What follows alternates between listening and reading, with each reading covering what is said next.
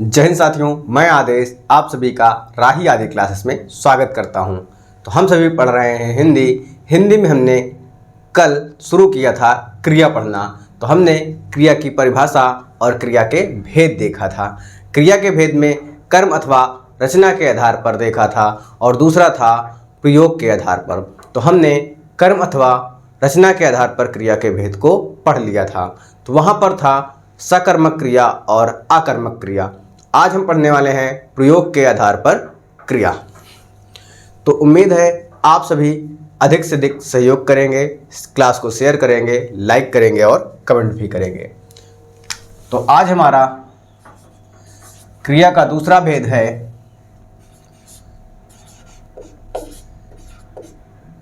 प्रयोग के आधार पर।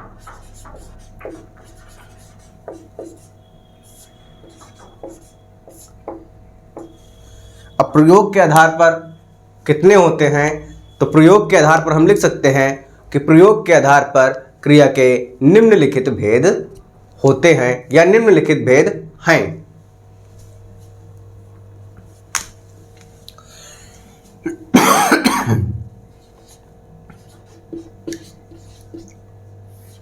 प्रयोग के आधार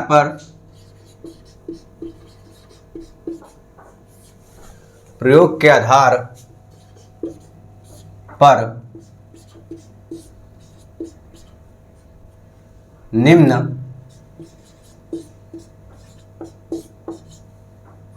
निम्नलिखित भेद हैं।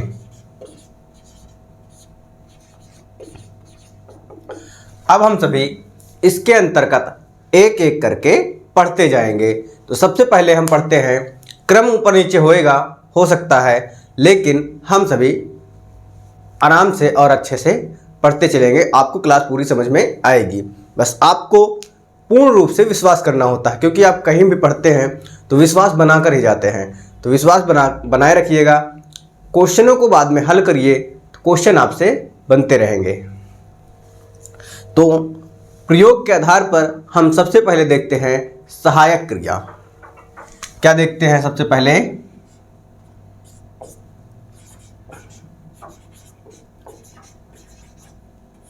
सहायक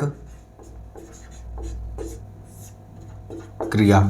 अब सहायक क्रिया क्या होती है कि जो मुख्य क्रिया होती है, जो मुख्य क्रिया होती है उसके साथ आएगी, उसके साथ सहायक क्रिया के रूप में आएगी, तो वह सहायक क्रिया होती है। जैसे वह जाता है, जाना क्रिया है लेकिन सहायक के रूप में है आया है, तो अर्थ को स्पष्ट भी कर रहा है।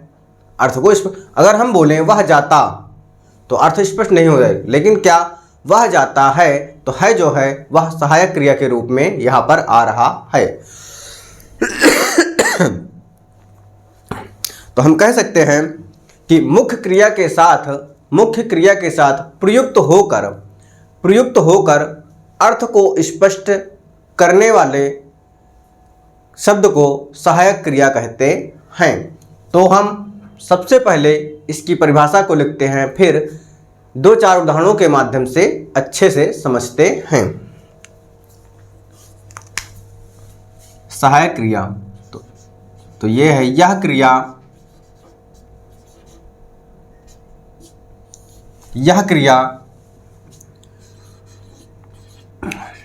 मुख्य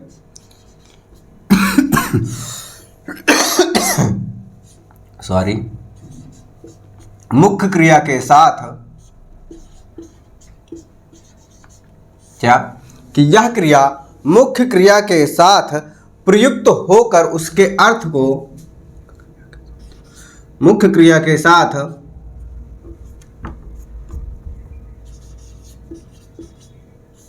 प्रयुक्त, यही लिखते हैं, प्रयुक्त होकर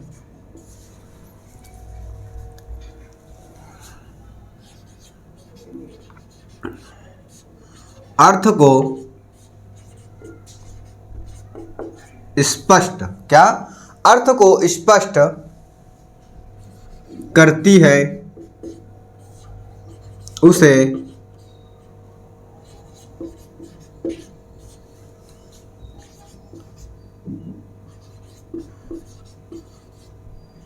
उसे सहायक क्रिया कहते हैं। क्या? उसे सहायक क्रिया कहते हैं। अब जैसे जैसे हैं, हूँ, है, रहा है, रही है, रहूं हूँ, इस प्रकार से आएंगे। लेकिन हम इसको समझेंगे कैसे? वाक्य के अंतर्गत समझेंगे। जैसे राजू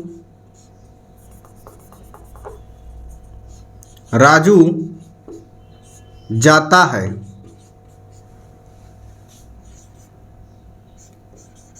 राम खाना खाता है।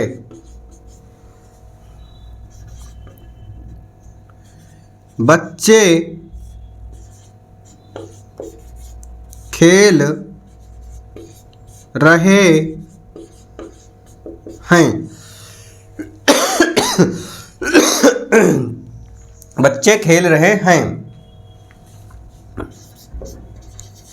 राधा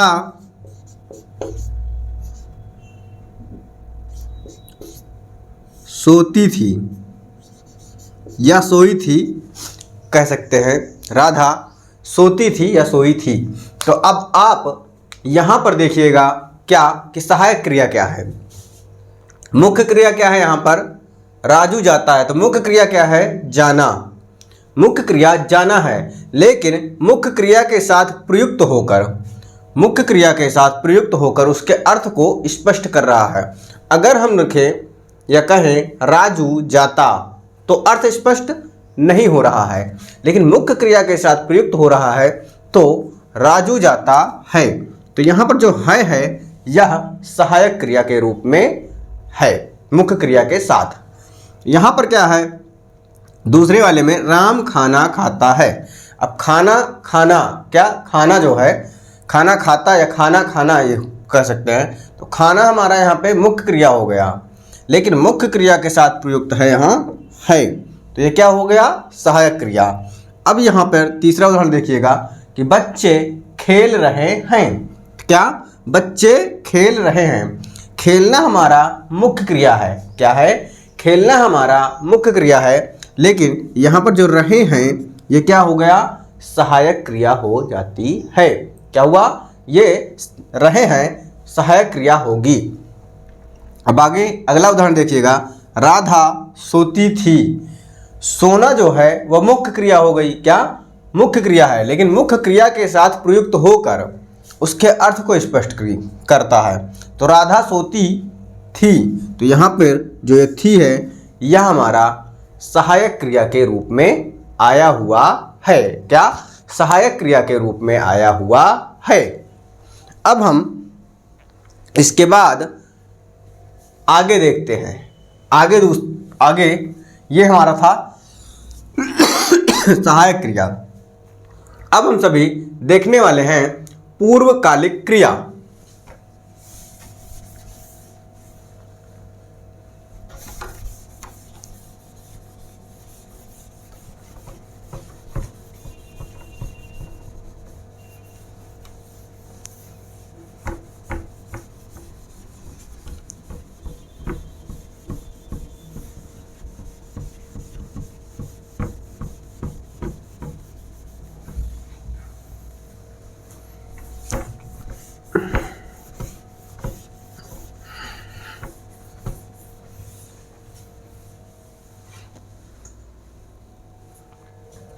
सहायक क्रिया प्रयोग के आधार पर पहली थी, लेकिन अब हम प्रयोग के आधार के अंतर्गत ही दूसरी क्रिया पढ़ेंगे। क्या? पूर्वकालिक क्रिया।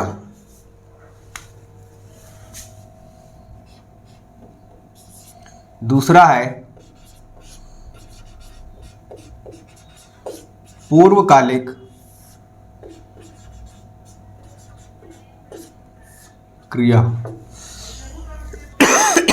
अब पूर्वकालिक क्रिया क्या होती है कि जब कर्ता जो कार्य करने वाला होता है, जब कर्ता एक क्रिया को समाप्त कर ले, क्या एक क्रिया को समाप्त करने के बाद दूसरी क्रिया करती है तो पहले वाली क्रिया को पूर्वकालिक क्रिया कहते हैं।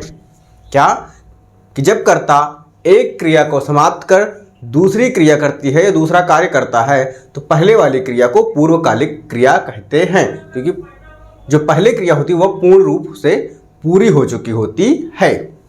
तो ये रही इसकी परिभाषा। अब हम उदाहरण के माध्यम से समझेंगे। तो सबसे पहले हम इस परिभाषा को लिख लेते हैं। तो क्या है,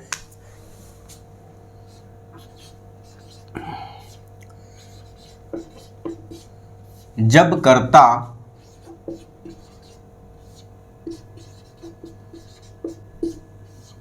एक क्रिया को पूर्ण कर लेता है या समाप्त कर लेता है, एक क्रिया को समाप्त कर दूसरी क्रिया, क्या एक क्रिया को समाप्त कर दूसरी क्रिया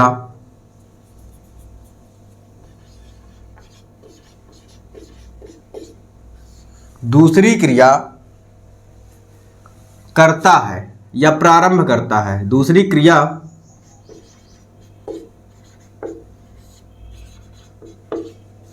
को प्रारंभ करता है या शुरू करता है,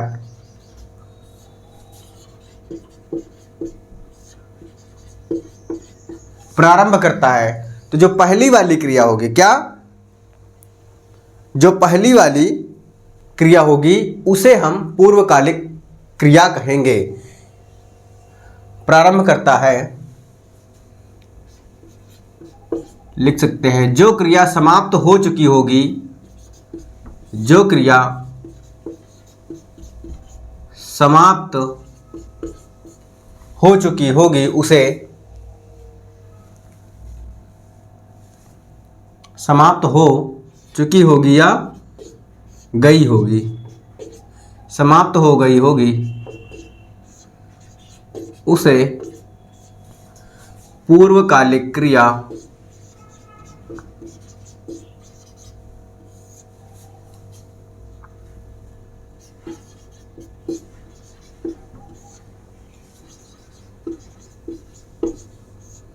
कहते हैं।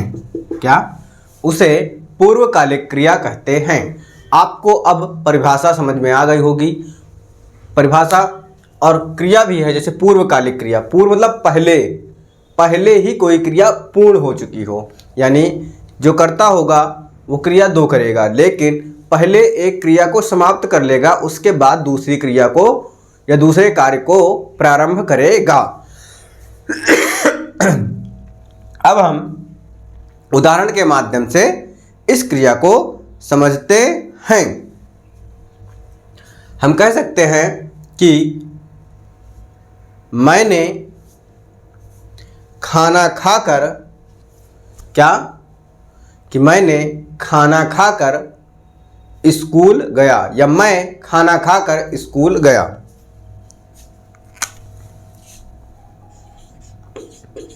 मैं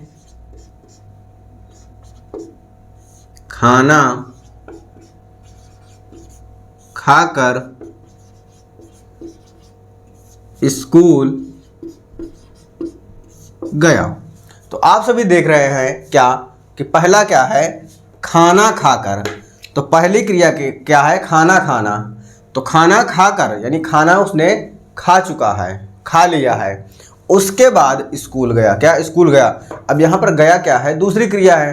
तो जब पहले क्रिया पूर्ण हो गई, बाद में दूसरी कार्य किया जा रहा है, तो जो पहले वाली क्रिया समाप्त हो चुकी है उसे पूर्वकालिक क्रिया कहते हैं। अब आपको समझ में आ रहा होगा। अब आगे देखते हैं। क्या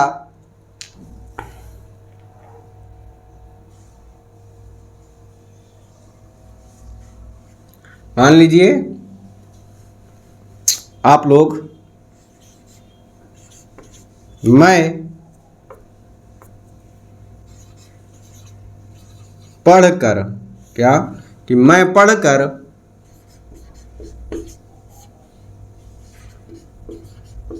सो गया, मैं पढ़कर सो गया। अब पढ़ना क्या है, हमारा पहली क्रिया है। पढ़ना हमारा पहली क्रिया है और सो गया, सोना हमारा दूसरी क्रिया है। पहले कार्य को समाप्त किया, उसने पहले पढ़ा है, पढ़ लिया, उसके बाद फिर सोया है, यानी दो क्रिया हैं। और इसमें पहली क्रिया को पहले पूर्ण कर लेता है। क्या? पहली क्रिया को पहले पूर्ण कर लेता है, उसके बाद दूसरी क्रिया की शुरुआत होती है। उसके बाद दूसरी क्रिया की शुरुआत होती है।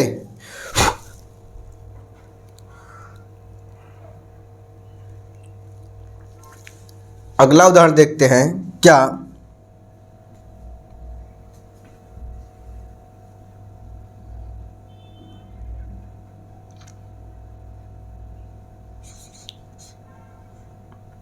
लिखते हैं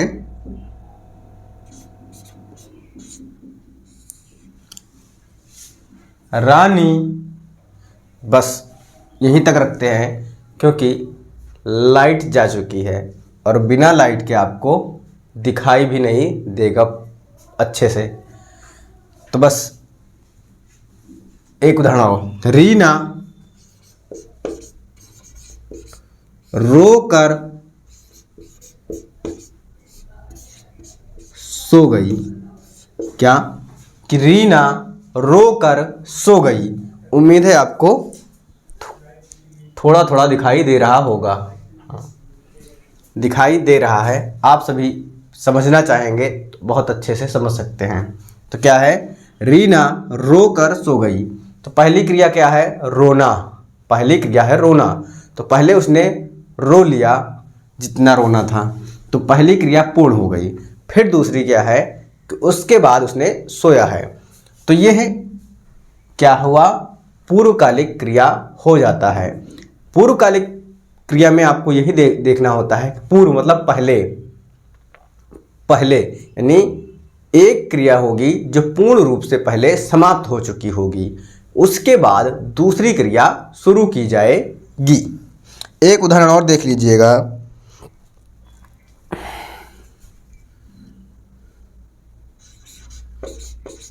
मैं अभी खाकर आया हूँ। क्या है कि मैं अभी खाकर आया हूँ। तो पहला क्या कार्य है? खाना। तो पहले उसने खा लिया है, उसके बाद वो कहीं गया हुआ है, यानी आया हुआ शब्द आया हुआ, तो यानी कहीं जाएगा, बात करेगा, तभी तो बोलेगा वो कि मैं अभी खाना खाकर आया हूँ। तो यहाँ पर पहली क्रिया क्या हुआ? खाना खाकर। दूसरी क्रिया आना हुआ। तो उम्मीद है आपको संयुक्त क्रिया और पूर्वकालिक क्रिया समझ में आ गया होगा। तो आज की क्लास को यहीं तक रखते हैं क्योंकि लाइट आ गई है। क्या? लाइट आ चुकी है। फिर भी आगे की क्लास अब कल ही कर लेते हैं। क्लास हो गई है आपकी 18 मिनट। बाकी अब कल जो बचे हुए हैं प्रयोग के आधार पर क्रिया, उसको हम कल देख लेंगे। जैसे अभी क्या बचा हुआ है? प्रयोग के आधार पर नाम धातु क्रिया। क्या बचा हुआ है? नाम धातु क्रिया बचा है और प्रणार्थक क्रिया बचा हुआ है। क्या?